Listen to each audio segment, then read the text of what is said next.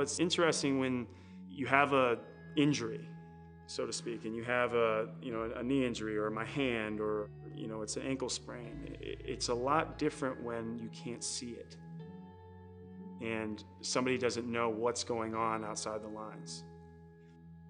Everybody's going through something. Success is not immune to depression.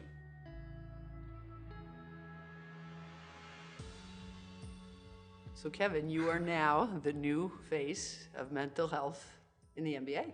Mm-hmm. How does that feel? At first, it was a little scary. I think from suffering with anxiety and depression for a long time into having my first panic attack on November 5th and not really knowing what that meant to fast forwarding being here now, it's changed my frame of mind, and I really do believe in writing my piece that everybody is going through something. So knowing that it doesn't discriminate and knowing that I'm trying to change the stigma, not only for people in sports, but all over.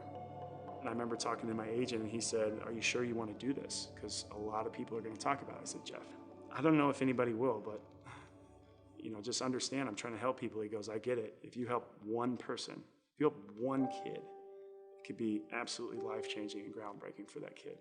Let's talk about the panic attack for a minute, because that's when the world got a little glimpse of what was going on. So take us through what happened that night. Well, it was very scary for me because I have always had the anxiety, and like a lot of people, when either it's like for example, you want to go to bed or you want to go to sleep and you think I have a big game the next day, and so what happens? You plan your routine, you try to go to sleep, you get ready, and then you dig up the worst things that have happened the last 10 years for you. So I think it was a combination of things that were going on in my life that led up to that point, as well as it was a 5-7 start, and on November 5th, I just remember not quite feeling right. I remember we went through a few plays, there was a timeout, I got to the huddle, and that's when I felt something that I had never felt before. I couldn't catch my breath. I felt like my mind was completely out, and Ty Lue had said something to me. I told him I'll be right back. I ran in the locker room. I was essentially searching for something that I couldn't find. I didn't know this feeling, and then I just basically ran to our trainer's room, fell on the ground, collapsed, and my heart was jumping out of my chest, and I couldn't get air to my lungs, and essentially was trying to clear my throat, sticking my hand down my throat, trying to get myself air. Yeah, so it was. You must have been terrified. It was terrifying. I thought I was having a heart attack. I really felt like I was going to die in this moment. I'm getting hot thinking about it. It was a moment that nobody wants to have, but it was very eye-opening. And then going to the hospital after that, everything checked out, and I was basically thinking to myself, well, what happened? I've now come to a point where I just kind of lay all my cards out on the table and say, this is what you get. And having that freedom of mind is something that I've never really had. It's actually given me peace. And sometimes things get worse in order to get better. Sometimes there is a rock bottom, but I know that people reaching out for help or talking to someone, it does really work. And for so long I put that off, thinking I didn't need it, because that was my playbook when I was young, is to suppress it and be a man. And I think the masculinity thing is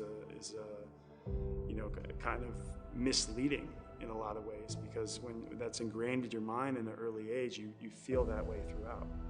I wish I would have had the presence of mind earlier on to face these things, but sure. I think everybody has their moment, their aha moment, or that moment where they're able to come forward with these type of things. So now I'm going to ask you what everyone wants to know. What's LeBron doing during this time? Well, I remember the first thing he said to me after that came out was that he shook my hand on the back of the bus. He kind of let everybody get off, and he said, "You really helped a lot of people today. You helped a lot, not only a lot of kids, but you helped a lot of people."